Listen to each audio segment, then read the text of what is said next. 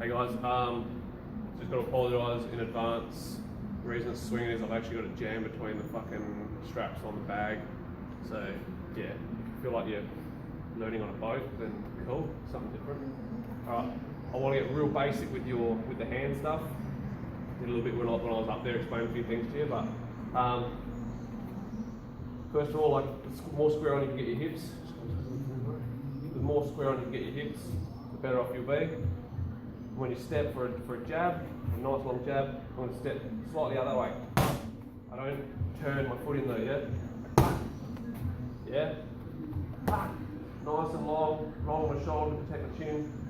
Knees still pointing out past his back leg. So obviously there's a southpaw. In here. Foot's out past his front foot. Knees pointing out past his front foot. I'm not turning my knee in. Yeah? Elbow comes down, down, down, boom. Only rolls over at the end. Yeah? So it's not this, and then punch. Really important to hit with the crown knuckles. Yeah? Alright. I'll go back to southpaw, make a little bit more, actually fuck it, I'll go stay in southpaw, fucking make it a little bit more awkward for myself. So we'll do the left hand. So I'm just throwing a straight left, small step towards the outside of their foot, boom. Roll it through. Just gonna do it slowly. Step, then punch. Opposite to a jab. Jab is at the same time, yeah? So this, step, punch. So my weight is grinding into that back foot. So my left foot is there. I turn it. I'm not sure if you can see in the camera in this angle, but I bend the back leg to adjust my body weight. So I'm still keeping it there. So I step, I punch, forward. Step, I boom. So the important thing is if you're doing it in front of a mirror, that your head isn't doing this. If I'm going, it means I'm taking all the weight onto my front foot, and that's not what we want, yeah? So, back. So now I'll do it as a 1-2. Bang, bang, back. Bang, bang, back.